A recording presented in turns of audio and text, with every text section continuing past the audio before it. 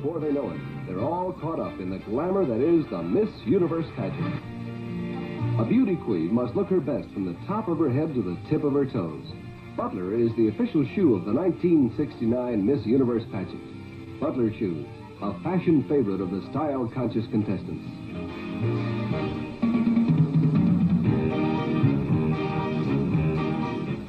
Last-minute touch-ups on makeup are looked after by the qualified beauty consultants of Aloe Cosmetics, the official cosmetics for this year's pageant.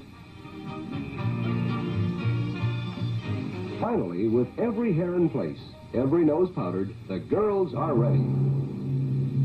The show opens with the traditional Parade of Nations.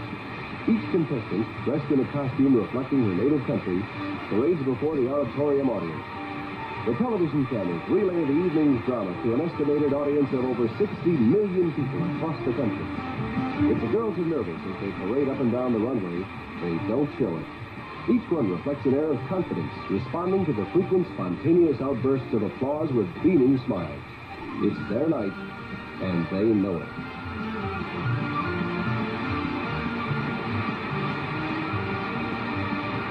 And so do the judges.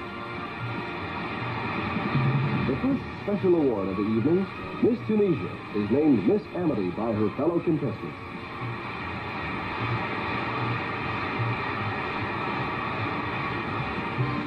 Pageant MC Bob Barker introduces his television co-hostess, the lovely and talented actress June Lockhart. Another special award. Miss Universe Incorporated President Harold Glasser presents the trophy for the best native costume to Miss Thailand as the audience applauds the decision.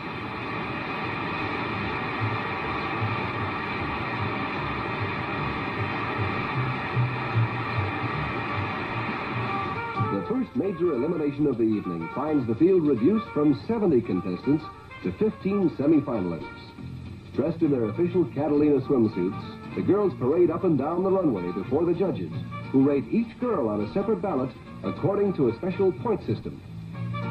Points are accumulated for symmetry of figure, beauty, grace of carriage, and the judges recall the impressions they received about the contestants during their personal interviews. All these things shape the judges' decision, but for the audience, the decisions are usually much simpler. For most, they are based on a preference for blondes or brunettes, tall girls or short girls, on national loyalties, or a faint remembrance and feeling of kinship to some ancestral origin, or perhaps even on a well-timed smile from a contestant. The judges are introduced. Dynamic Broadway producer David Merritt. Model agency owner Eileen Ford. Brazilian newspaperman Edilson Sidbarella. The former Miss Universe for 1962, Argentina's Norma Nolan Zanotti. World-renowned Chinese-American artist Don Kingman. Canadian photographer Joseph Park. International public relations consultant Gino De Grandi. Former fashion model and cover girl from Guyana, Lady Sarah Carter. Dress designer and design consultant from Japan, Madame Chiyo Tanaka. The talented Belgian actress Monique van Voren. Director of Belgian Tourist Bureau, Peter A. de Marais. And popular syndicated newspaper columnist Earl Wilson. The final special award of the evening is presented to Miss New Zealand, voted the most photogenic contestant in this year's pageant by the South Florida News Photographers Association. Association President John Foster makes the presentation.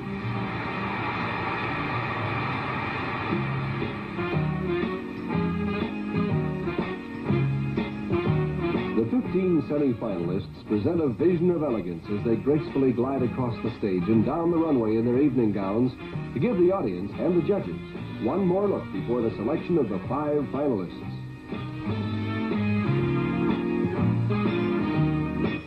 With such an array of lovely young women to choose from, the decision will not be an easy one.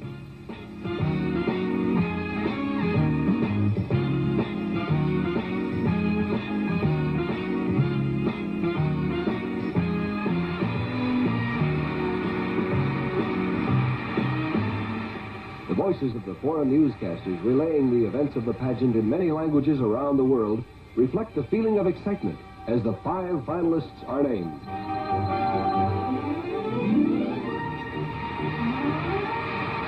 Miss Finland, Harriet Eriksson from Turku. Miss Israel, Shava Levy from Haifa. Miss Australia, Joanne Barrett from Melbourne. Miss Philippines, Gloria Diaz from Paranaque. And Miss Japan, Kikuyo Osuka from Nagoya.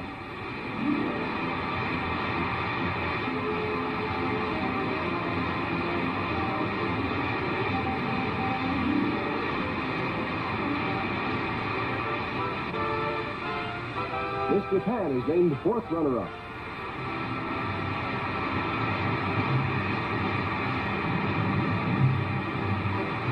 Miss Israel, 3rd runner-up. Miss Australia, 2nd runner-up. There's a suspenseful moment as both Miss Finland and Miss Philippines realize that one of them is the next Miss Universe. The foreign radio correspondents stand by to announce the name of the winner to a waiting world. And the winner is Miss Philippines, 18-year-old beauty from Paranaque, a suburb of Manila.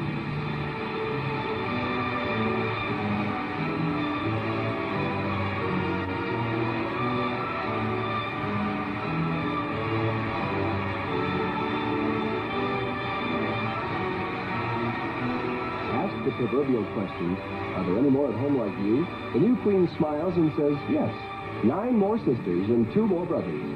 If the other 9 Diaz girls are anything like their newly crowned sister, the Philippines could corner a future market on beauty queens. But right now, the spotlight and the eyes of the world are on Gloria.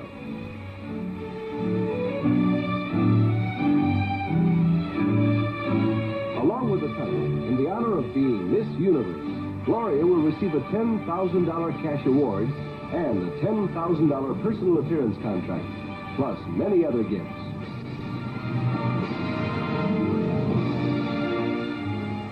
Gifts including a 6-piece wig wardrobe by Boutique Wigs, a subsidiary of IMEX Corporation. And a $7,500 Tourmaline Emba Natural Pale Beige Mink Coat, designed by Donald Brooks for Kupchik Forest of New York, and presented to the Queen by the Emba Mink Breeders Association. But most important, as Miss Universe, Gloria will have the opportunity to travel around the world, making friends for the Philippines and promoting the cause of international goodwill.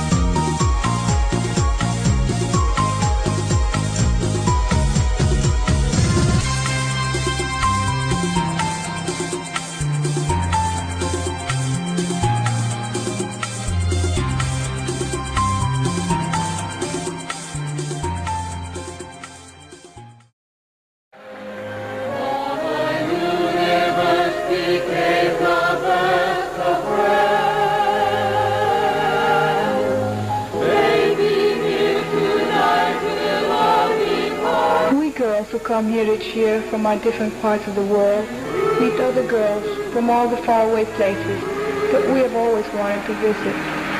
Suddenly, Italy's not 1,000 miles away. Italy's just 2 doors down the hall.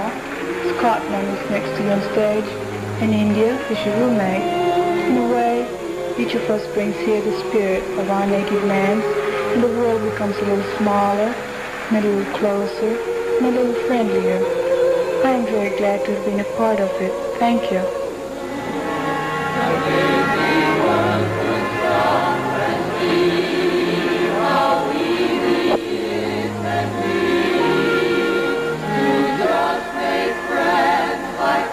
Thank you, Gloria, Diaz.